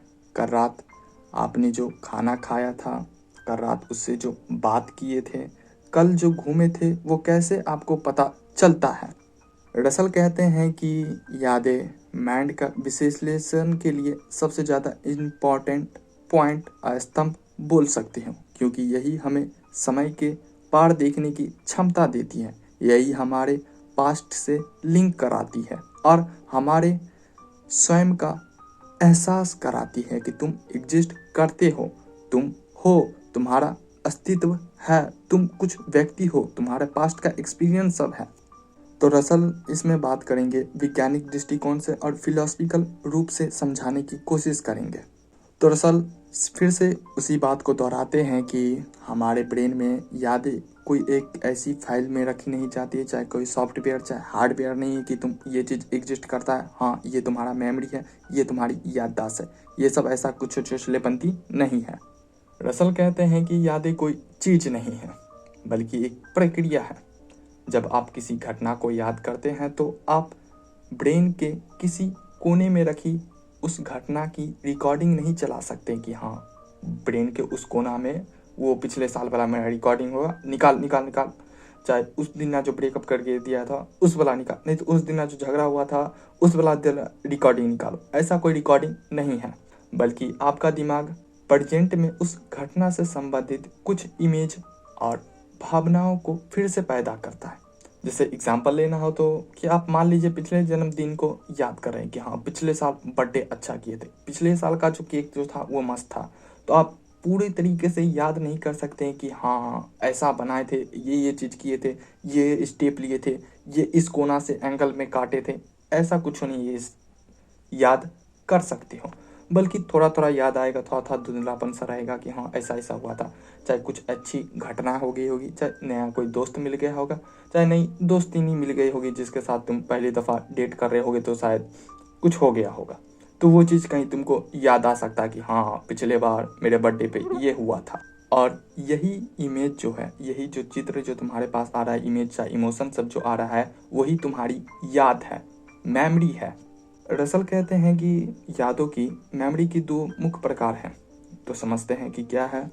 पहला है हैबिट मेमोरी और दूसरा है ट्रू मेमोरी। हैबिट मेमोरी वही है जिसके बारे में हम पहले बात कर चुके हैं। ये एक शारीरिक याद है, जब आप बिना देखे किसी भी चीज़ को कर देते हैं उसे ही बोला जाता है। जैसे आप किसी से टाइपिंग कर रहे हैं तो बिना देखे टिपा रहा है, चाहे कीबोर्ड पे टाइप कर रहा है, चाहे दौड़ रहा है, चाहे साइकिल चला रहा है, ये सब एक तरीके का हैबिट मेमोरी है। और हैबिट मेमोरी एक तरीके का अचेतन प्रक्रिया है, मतलब अनकॉन्शियस प्रक्रिया है। लेकिन ट्रू मेमोरी होती है, इसमें आप किसी गुजरी हुई घटना के बारे में जानते हैं। जब आप याद करते हैं कि कल मैंने अपने दोस्त के साथ बात की थी, तो ये सच्ची यादें हैं। तो फिर से यहाँ पे एक नया परत खोलते हैं। रसल जी बताते हैं कि ट्रू मेमोरी के 3 मुख्य मैटर है, पदार्थ हैं। पहला है जो अतीत की घटना से मिलती जुलती हुई सी इमेज चाहे फोटो तुमको याद आता है, उस फोटो से लिंक होकर कुछ बिलीव पैदा होता है कि हाँ ये सच्ची घटना थी, ये मेरे साथ हुआ था। और एक खास तरह का एहसास होता है कि हाँ उसके साथ मिलकर अच्छा लगा था, उसके साथ अच्छा लग रहा था। तो ये एक तरीके का पहला है। रसल कहते हैं कि अतीत में होने का फीलिंग ऑफ पास्टनेसनेस कहते हैं, यह प्रेजेंट होने का एहसास बहुत ही ज़्यादा मिस्टीरियस और इम्पॉर्टेंट है। यही चीज़ एक याद को कल्पना से अलग करती है। अपने भविष्य के वेकेशन के बारे में कल्पना करते हैं तो आप माइंड में समुद्र के किनारे का फोटो या इमेज आ सकती है, और जब आप अपने पिछले वेकेशन पर गए होंगे तो उसकी भी कुछ इमेज आपके माइंड में आ सकती है समुद्र किनारे की।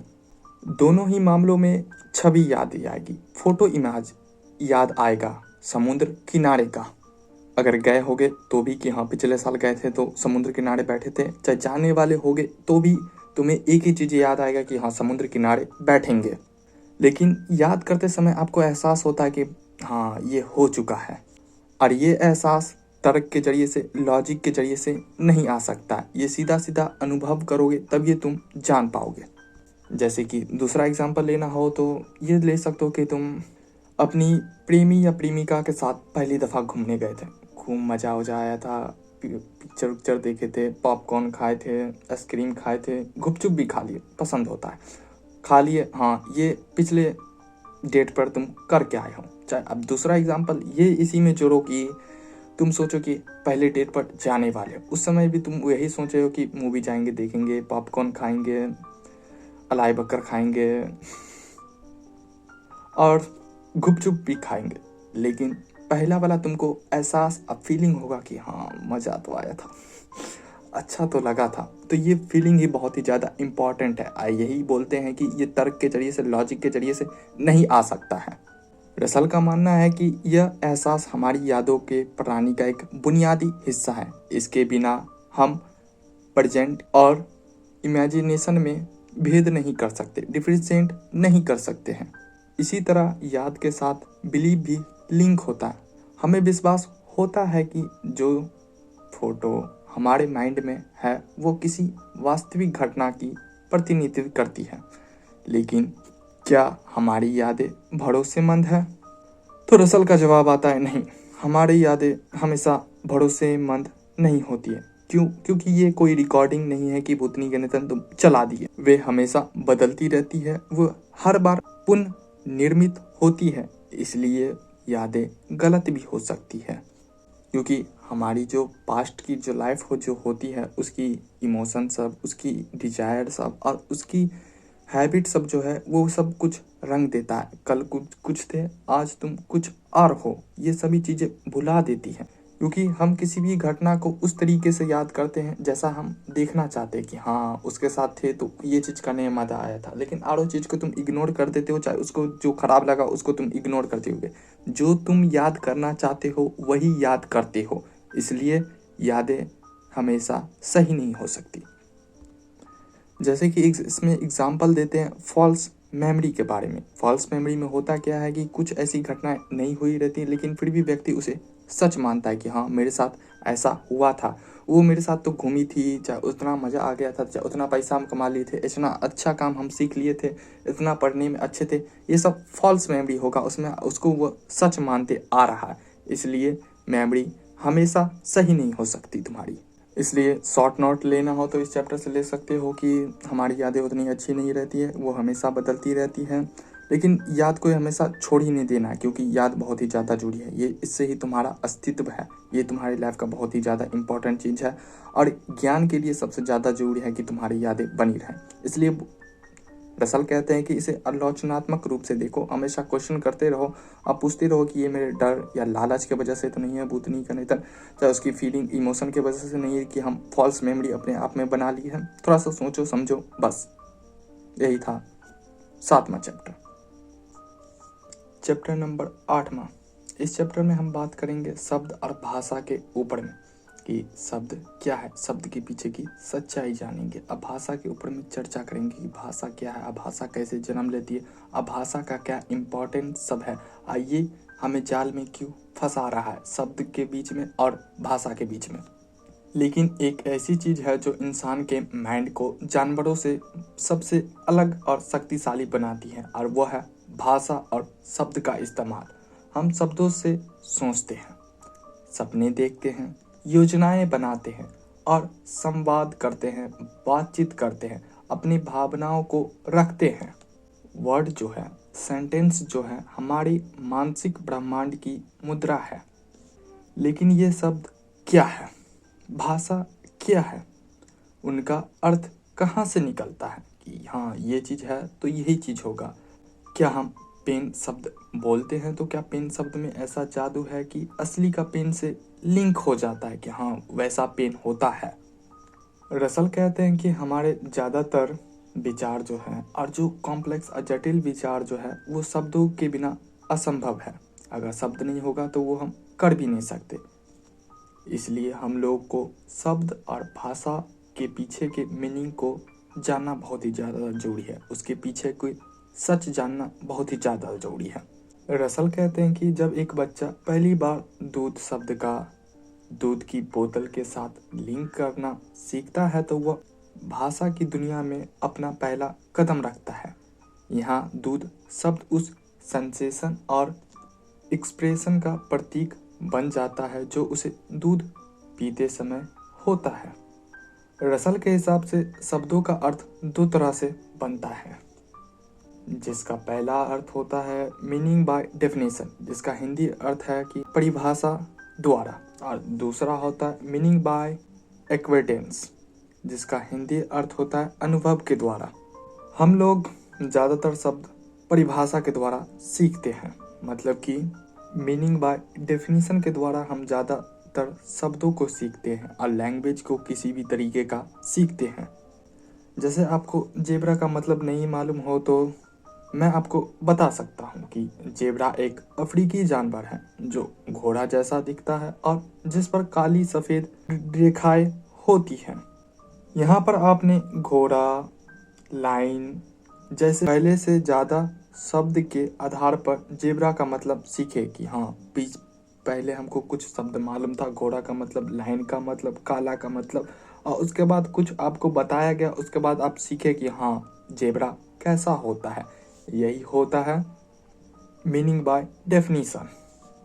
लेकिन कुछ शब्द ऐसे होते हैं जिसका आप मीनिंग परिभाषित नहीं कर सकते, चाहे सीख नहीं सकते कि हाँ आपको ये चीज़ बता दिया गया तो आप उसे सीख जाएंगे, आप उसका मतलब समझ लेंगे। नहीं, कुछ शब्द होते हैं ऐसे जिसे आप अनुभव करेंगे तभी सीखेंगे। जैसे कि लाल रंग का मतलब, आप किसी जन्म से अंधे व्यक्ति को बोले कि लाल रंग का परिभाषा देकर आप उसे समझाइए कि ऐसा लाल रंग होता है। आप उसे बताइए कि 700 नैनोमीटर की वेवलेंथ वाला प्रकाश, क्योंकि इससे उसे लाल रंग का अनुभव नहीं हुआ है। लाल रंग का अर्थ जानने के लिए उसे देखना होगा, जरूरी है। इसी तरह दर्द, खुशी, मीठा, तीता, फीका, कड़वा जैसे शब्दों का अर्थ भी सीधा सीधा अनुभव नहीं हो सकता है। इसलिए शब्द का अर्थ समझना बहुत ही ज़्यादा जरूरी है। आइए, कोई ऐसी चीज़ नहीं कि ऐसे तुम छोड़ दोगे, ये बहुत ही बुनियादी चीज़ है, इम्पॉर्टेंट चीज़ है जो तुम्हारे मालूम होना चाहिए। रसल एक इम्पॉर्टेंट पॉइंट और ज़रूरी चीज़ बताते हैं, भाषा से रिलेटिव और वर्ड से रिलेटिव। शब्दों को भावनात्मक प्रभाव होता है। शब्द सिर्फ जानकारी नहीं देती है बल्कि भावना भी पैदा करती है तुम्हारे अंदर में। घर शब्द को सुनिए, ये सिर्फ 4 दीवारी वाली इमारत या कमरा नहीं है जिसमें कुछ लोग रहते हैं, जिसमें आप सुरक्षित महसूस करते हैं, जिसमें आपका परिवार रहता है, आराम करते हैं। घर से और भी बहुत सारी भावनाएं, इमोशन, यादें सब लिंक होती हैं। अब मकान शब्द को सुनिए, ये एकदम ठंडा, सिंपल, एकदम सीधा सीधी लगेगा, इसलिए शब्द तुम्हें भावना भी देती है। जैसे बहुत सारे राजनेता और भी विज्ञापन और भी करता रहता है, जो एडवर्टाइजिंग करता रहता है, वो भी शब्दों का इस्तेमाल करता है। वो अपनी प्रचार में, और नेता सब जो है अपनी प्रचार में भाषण देने जब आते हैं तो एकदम शक्तिशाली शब्दों का प्रयोग करते हैं कि वे तुम्हें आज़ादी दिलाएंगे, न्याय करेंगे, सुरक्षा की बातें करेंगे। शायद आज को नेता करता हो तो अच्छी बात है, तो वो बोलेंगे कि हाँ न्याय करेंगे, सुरक्षा जैसे शब्दों का इस्तेमाल करते हैं, जिससे तुम्हारे अंदर में जो इमोशन है उसको निकालने की कोशिश करते हैं, थोड़ा सा पॉजिटिव मैसेज देने की कोशिश करते हैं। जो तुम्हारे अंदर में भावना छुपी हुई है, इमोशन छुपी हुई है, उसे जगाने की कोशिश करते हैं अपने शब्दों के द्वारा। इसलिए रसल कहते हैं कि थोड़ा सा शब्द से बच के रहो। चेतावनी देते कि थोड़ा सोच समझ कर जानो और शब्द को देखो। अगर शब्द के पीछे के मतलब को जानोगे और शब्द का प्रयोग सही से करते हुए देखोगे तो प्रोपेगेंडा और हेरा फेरी वाली चीज़ों से बच सकते हो। इस चैप्टर में और कुछ नहीं है, बस यही था। 9वें चैप्टर में अब हम बात करने वाले हैं कि लोगों पे हम विश्वास क्यों कर लेते हैं, चाहे तुम पे लोग विश्वास क्यों कर लेता है, और सच्चाई क्या है और धोखाधड़ी क्या होती है, उस पर चर्चा करेंगे इस 9वें चैप्टर में। सोचिए कि आप गाड़ी चला रहे हैं, मोटरसाइकिल चला रहे हैं, अब बहुत सारा और व्यक्ति मोटरसाइकिल चला रहा है, कोई व्यक्ति कार भी चला रहा है। आपको ये विश्वास है कि वो भी आपको नहीं ठोकेगा, आप भी उसको नहीं ठोकिएगा। आप खाना खाते हैं इस विश्वास के साथ कि उस खाना में कुछ मिला नहीं होगा, जहर नहीं होगा। आप एरोप्लेन पे बैठे हुए हैं, आपको ये विश्वास है कि ये प्लेन क्रैश नहीं करेगा। आप किसी भी पार्टनर के साथ हैं, सुंदर पार्टनर के साथ हैं, आपको विश्वास है कि ये हमको छोड़कर नहीं जाएगा। हमारा पूरा जीवन विश्वासों के इसी दृष्टिकोण पर टिका हुआ है कि हाँ, हम तुम पे विश्वास करते हैं, तुम हम पे विश्वास करो। लेकिन ये विश्वास आखिरकार है क्या? क्या ये सिर्फ एक विचार है या एक भावना है, कुछ और है? तो रसल इसे समझाने के लिए साइकोलॉजिकल रूप से समझाने की कोशिश करते हैं। रसल विश्वास को मतलब कि बिलीव को किसी एक चीज़ का रूप नहीं देते कि हाँ एक चीज़ है सीमित कर दो, नहीं, बल्कि कई अलग अलग मानसिक घटनाओं का एक समूह के रूप में देखते हैं। सबसे सरल तौर पर विश्वास एक तरीके का बॉडी रेडिएशन है, मतलब शारीरिक तत्परता। जब एक शिकारी झाड़ियों में छिप कर अपने शिकार का इंतजार करता है तो वह यह विश्वास करता है कि शिकार उस रास्ते में ही आएगा, कि हाँ इस रास्ते में आएगा, हम शिकार कर लेते, झाड़ियों में छिप जाते हैं।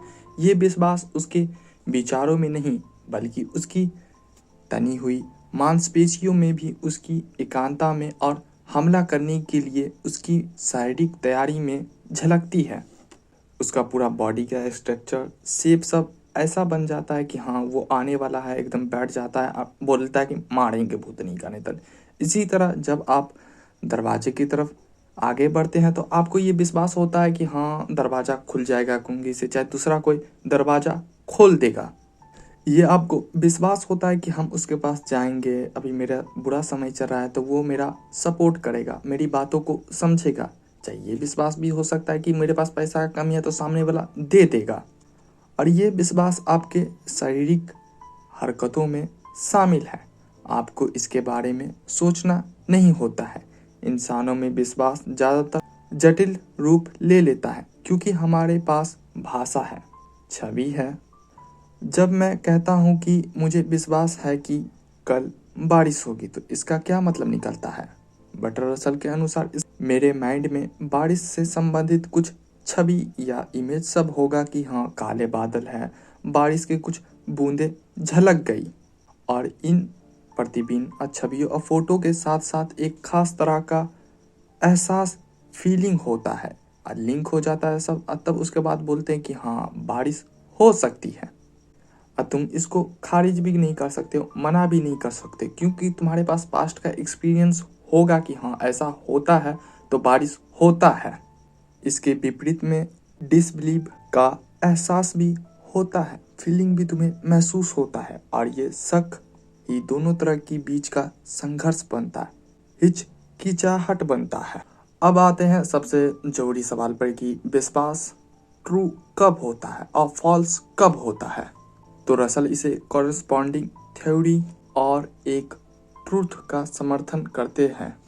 इसका सीधा सा मतलब है कि विश्वास तब सच होता है जब वो किसी बाहरी तत्व या फैक्ट के साथ मेल खाता है। अगर मैं विश्वास करता हूँ कि मेरी मेज पर एक बोतल रखी है, पुस्तक सब रखी है, और सच में मेरी मेज पर वही बोतल पुस्तक सब रखी है, तो वो मेरा विश्वास है, सच है। और अगर कोई किताब पुस्तक नहीं है, बोतल नहीं है, तो ये मेरा विश्वास झूठ है।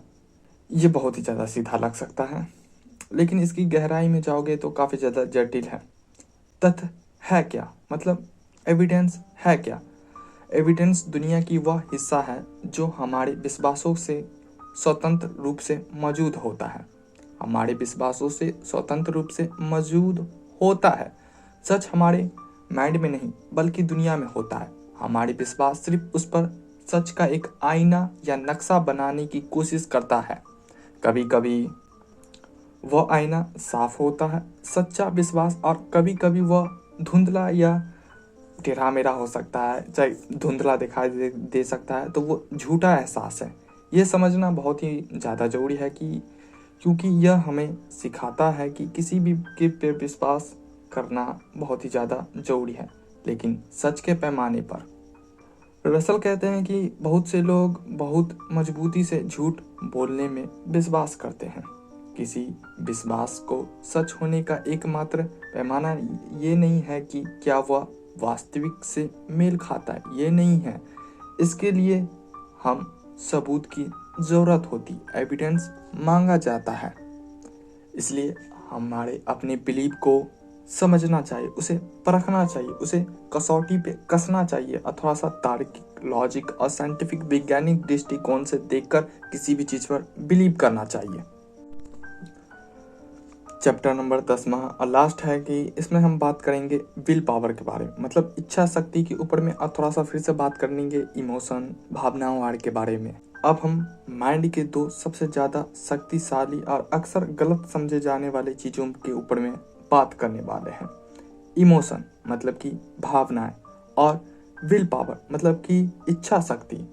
ये दोनों हमारी ज़िंदगी की सबसे ज़्यादा जरूरी और इम्पोर्टेंट चीज़ों में से एक है। हमारी खुशियाँ, हमारा दुख, हमारी सफलता विफलता, हमारी घृणा, सब यहीं से आता है और सब इसी से लिंक है। रसल इन दोनों चीज़ों को, विल पावर को और इमोशन को, एक वैज्ञानिक दृष्टिकोण से एनालाइज करते हैं और इसे देखने का एक नया नज़रिया देते हैं और सोचने का एक नया नज़रिया प्रस्तुत करते हैं। पहले इमोशन मतलब भावनाओं से शुरू करते हैं। इमोशन है क्या? गुस्सा, डर, प्यार, नफरत, जेलेसी, घृणा, ये तीव्र अनुभव है, मतलब तुरंत आने वाली इच्छा शक्ति सब है और इमोशन सब है जो पलक झपकते ही तुम्हारे अंदर आ सकती है। ये सारी इमोशन ट्रेडिशनल रूप से, मतलब कि पारंपरिक रूप से इमोशन को माइंड की एक शुद्ध अवस्था मानी जाती है। एकदम शुद्ध माना जाता है कि हाँ एकदम अच्छी चीज़ है, जो भी कुछ भावना फीलिंग सब आ रहा है जिसका शरीर से कोई लेना देना नहीं, शरीर से अलग चीज़ है। लेकिन बटर रसल और विलियम जेम्स जैसे साइकोलॉजिस्ट का असहमत होते हुए कहते हैं कि बिल्कुल उल्टा है और अलग विचार देते हैं कि ये सब दो करीब वाली बात है कि हाँ शरीर से अलग है, एकदम शुद्ध चीज़ है। रसल और जेम्स कहते हैं कि अक्सर भावनाएं सब जो होती है, जो इमोशन सब जो होती है, वो शारीरिक परिवर्तन के कारण ही होती है। इमोशन सब बदलता है, वो तुम्हारा बॉडी का कुछ ऐसी घटनाएं सब होती, कुछ ऐसा चीज़ होगा तब ये तुम्हारा इमोशन भी बदल जाता है। पहले शरीर में कुछ बदलाव होता है और जब हम उन बदलावों को महसूस करते हैं तो उसे हम भावनाएं, इमोशन का नाम दे देते हैं। ये हमारी आम समझ के बिल्कुल विपरीत है कि हाँ शुद्ध चीज़ होता है, नहीं शरीर से अलग है, नहीं, ये बोलता है कि शरीर के बदलाव के कारण ही तुम्हारा इमोशन बदलेगा। हम सोचते हैं कि शेर को देखते हैं हम डरने लगते हैं और इसलिए हम भागते हैं कि शेर को देख के भागो भागो भागो, वो चीर फाड़ जाएगा। लेकिन रसल और जेम्स कहते हैं कि नहीं, क्रम उल्टा है। हम एक शेर को देखते हैं, हमारा शरीर तुरंत प्रतिक्रिया करता है कि दिल तेज धड़कने लगता है, मांसपेशियां तन जाती है, एड्रेनल हाई हो जाता है, टेस्टोस्टेरोन भी हाई हो जाता है। और इन सभी शारीरिक बदलावों के कारण ही एहसास होता है कि हमारे माइंड को दौड़ना चाहिए, भागना चाहिए, डरना चाहिए। और हम दुखी होते हैं इसलिए नहीं रोते हैं, बल्कि हम रोते हैं और उस रोने की शारीरिक क्रिया का एहसास ही दुख है। ये विचार पहली बार में बहुत अजीब लग सकता है, लेकिन इसे के पक्ष में बहुत सारे सबूत हैं। जब आप बहुत गुस्सा होते हैं तो आपका शरीर कैसा महसूस करता है? आपकी मुट्ठी बंद हो जाती है, चेहरे पे गर्म होने लगता है, आंख लाल होने लगता है, दिल जोर जोर से धड़कने लगता है। क्या आप इन शारीरिक सेंसेशन के बिना गुस्सा की कल्पना कर सकते हैं कि ये सब नहीं हो उसके बाद भी गुस्सा हो जाए? नहीं, शायद आप नहीं कर सकते। रसल का मानना है कि हर भावना के साथ एक खास तरह का शारीरिक पैटर्न होवे करता है, उसके साथ कुछ ना कुछ शरीर के साथ लिंक होवे करेगा अगर तुम कुछ भावना या इमोशन फील कर रहे होता। रसल कहते हैं कि अपनी आप भावना को बदलना चाहते तो अपनी शारीरिक बदलाव को बदले। अगर आप उदास महसूस कर रहे हैं तो सीधे टन कर एकदम बैठ जाए, चेहरे पर जबरदस्ती का मुस्कान लाए, उतनी का नहीं आ रहा है तो फिर भी मुस्कान लाओ, शरीर को एकदम टाइट कर बैठ जाओ और गहरी सांस लो। अपने आप ही मन बदल जाएगा, उदास से थोड़ा सा बदल जाएगा। जब तक ना हो तब तक ये प्रक्रिया करते रहे, चाहे दौड़ने निकल जाए तभी भी आप उदास से थोड़ा सा शांत हो सकते, चाहे खुश हो सकते हैं। आपका शरीर आपके माइंड को साइन भेजता है कि आप पाएंगे कि धीरे धीरे आपकी भावनाएं बदल जाती हैं। ये तुमको लग सकता है कि हाँ फिल्म में जाके एक्टिंग कर रहे हैं, बड़ा स्टार बनने वाले हैं, लेकिन हाँ करोगे तो पाओगे रिजल्ट। अब आते हैं विल पावर मतलब इच्छा शक्ति के ऊपर में। विल पावर को अक्सर एक तरीके का मानसिक मांसपेशी माना जाता है। हम कहते हैं कि उसकी विल पावर बहुत ही ज़्यादा मजबूत है या मुझ में विल पावर की कमी है।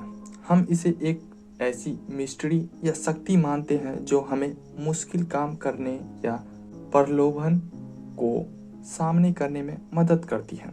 रसल का विचार पूरी तरीके से खारिज कर देते, मना कर देते फिर से। उनके लिए विल पावर का नाम ही कोई अलग मांसपेशी शक्ति मौजूद नहीं है कि हाँ मांसपेशी कोई शक्ति है जिसे हम जान सकते हैं। रसल कहते हैं कि असल में इच्छाओं का संघर्ष यानी कि कॉन्फ्लिक्ट ऑफ डिजायर है, जिसमें एक इच्छा दूसरी पर हावी हो जाती है। मान लीजिए कि आपके सामने एक चॉकलेट रखा हुआ है, आपकी इच्छाएं है कि आप उसे खा लें और तत्काल उसे सुख पा लें, ये आपकी इच्छा है। आपकी दूसरी इच्छा ये है कि नहीं खाते हैं, स्वस्थ रहना है। तो यहीं पे बर्टराल्ड रसल कहते हैं कि आपकी इच्छा जो ज़्यादा प्रबल रहेगी, ज़्यादा मजबूत स्ट्रांग रहेगी तो वो पूरी हो जाएगी। आपको अगर स्वास्थ्य का ख्याल रखना है तो आपको हेल्थ का ख्याल रखना है, आप लॉन्ग टर्म का सोच रहे हैं तो आप केक को नहीं खाएंगे बोले कि हाँ चलो, लेकिन आपका इच्छा शॉर्ट टर्म है कि खा ही लेते हैं, क्या ही होता है भूतनी का, नहीं तो केक खा लेते, चॉकलेट ऐसी कहता ऐसी, तो हाँ तो आप वो खा लगते हैं। इसी को विल पावर बोला जाता है रसल के हिसाब से। तो यही सब होता है विल पावर और इमोशन। तो हो गया 10 चैप्टर, 15 चैप्टर को 10 चैप्टर में कंप्लीट कर दिए। उम्मीद करते कि तुमको अच्छा लगा होगा वीडियो। तो अच्छा लगा है तो लाइक कर सकते हो, और मेरी बातें कुछ अच्छी लगी हो, ख़राब लगी हो तो तुम कमेंट बॉक्स में बता सकते हो, और इस चैनल को सब्सक्राइब भी कर सकते हो इस तरीके के कंटेंट के लिए। तो मिलते हैं तुमसे दूसरे वीडियो में। बाय।